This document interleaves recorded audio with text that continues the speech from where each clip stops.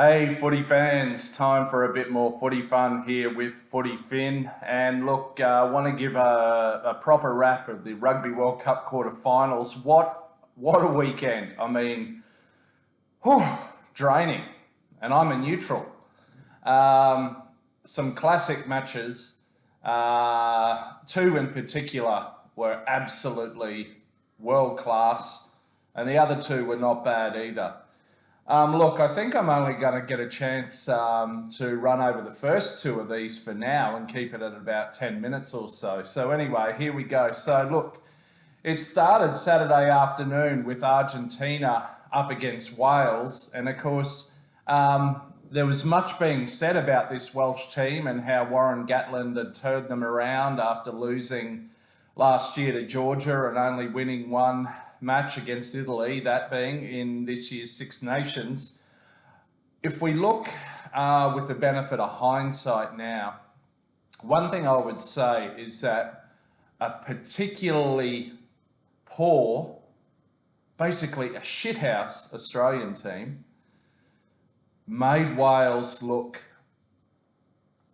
even better than they were, and Wales were good, don't get me wrong, but a terrible Australian team in that game in particular made Wales look even better and probably gave a bit of a false sense of security or confidence.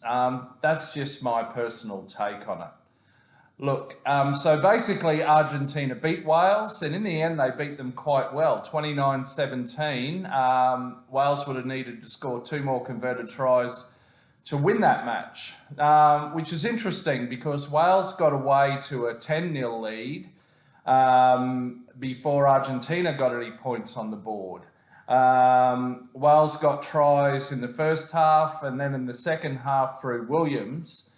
Argentina only stayed in the game courtesy of some penalty kicks from Buffelli. So at that point, approaching sort of the midway through the second half period, or into maybe the 65th minute, it was 17-12 to Wales. And then it all turned around, didn't it? Argentina scored a try through Sclavi in the 68th minute. Over the course of the match, Buffelli kicked 5 penalty kicks. His boot, although he missed, I think, the first one, his boot was brilliant, as it has been throughout the season, for example, against the Wallabies in Australia in the Rugby Championship. And then the killer blow, so it was still anyone's game up until the 77th minute. Now, Wales, Anscombe was out injured for the match. Dan Biggar came in and he scored the first try, but he had to go off injured.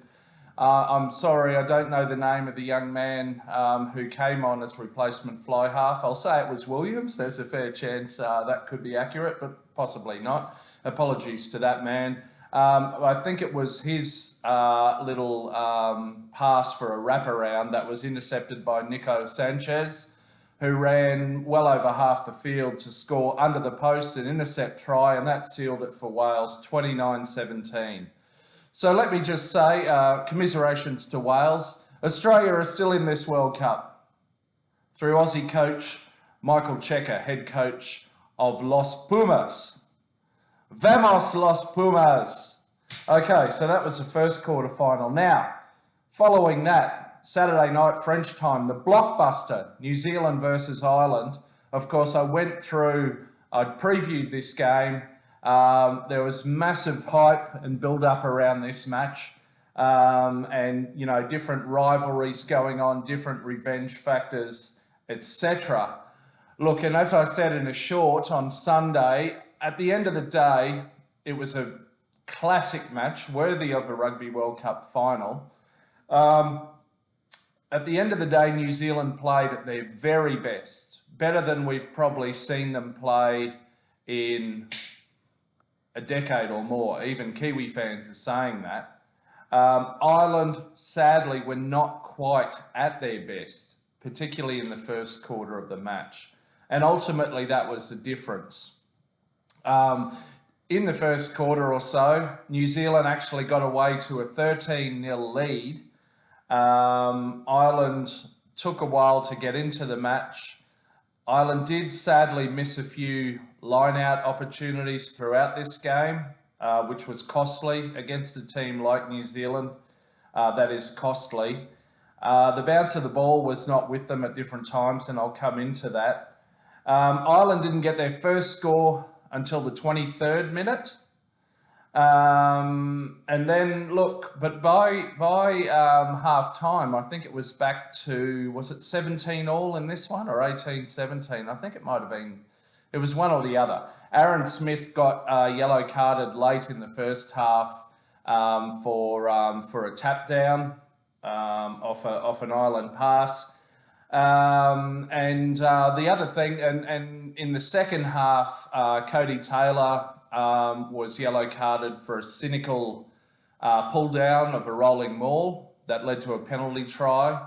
The other thing I would say is that Ireland didn't quite capitalise on those 2 10-minute periods. I think they did score. They got the penalty try, but otherwise they didn't score again in that 10 minutes later in the game when Taylor was off. I forget, how much they did score while Aaron Smith was off. I think it was just a 1 try. Then in the second half, it was maybe past the 55th minute. It was an individual break by Richie Mwanga off a line out, which followed an Irish error, I think. It was that break, just a moment of individual brilliance. Wrong foot of the defenders, went through, passed it off to his Crusaders mate, Will Jordan, who scored in the corner. And that really kind of turned the match back in the All Blacks' favour. As I said, the bounce of the ball was not with Ireland tonight on that night, because soon after, there was a brilliant crossfield kick to young hooker Dan Sheehan out on the wing, who only had to gather the ball, and he was virtually assured of it, outpacing the cover defence and scoring in the corner. Sadly, it just bounced, 20, 30 centimetres too high for him. He wasn't able to reach it, and there's nothing anyone can do about that. Late in the game, the real turning point then, yet again, was, I think it was about the 71st minute, was it? Something like that. Ireland had scored off a rolling maul when Cody Taylor was yellow carded for a cynical takedown. Ireland had another rolling maul off a line out, got over the line. Somehow the young replacement hooker Kelleher was held up. Now, no one's actually mentioned this, but this is a bit of an interesting one. If Kelleher's sort of lead driving man with him was still bound, that actually would have been an illegal collapse of a maul.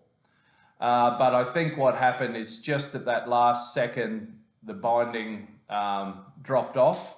And so Geordie Barrett was able to get away with that one. Later in the game, Johnny Sexton missed a penalty kick from an angle that was pretty much kickable for him, and it just missed. It almost hit the post.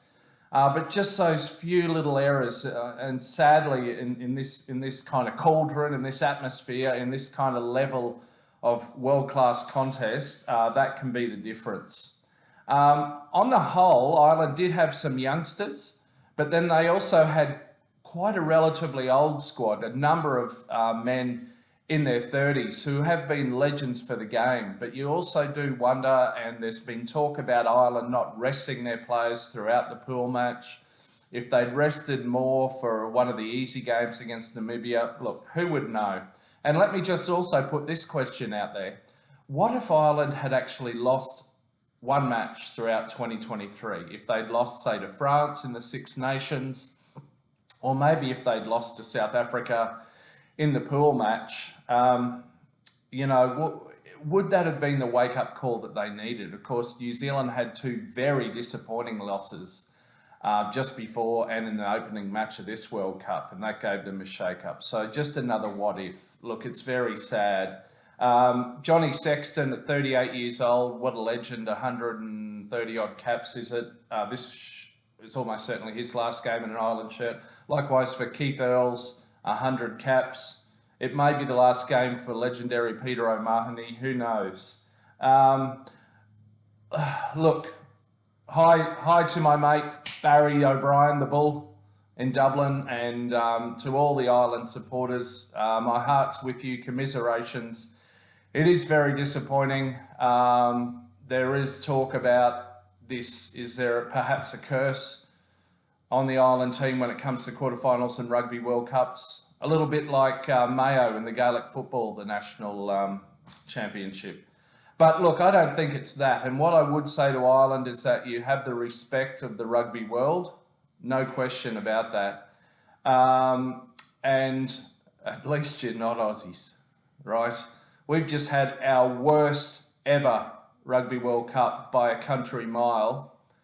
I would argue this has actually been Ireland's best ever, because they beat the reigning world champion South Africa in a pool match, and they beat New Zealand, who just happened to be at their very, very best and played beyond themselves in this match. And they took it down to the final seconds, where Ireland went through 38 phases and advanced upfield about 60 metres. And sadly, a ref's call in the end ruled that Sam Whitelock went for the ball, was jackling the ball, and Ireland was holding on, and that was the end. But anyway, look, it's a sad day. I've loved having these Irish jerseys behind me. I've loved supporting the men in green.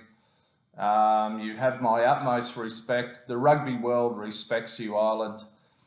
Commiserations. And look, what else can you say?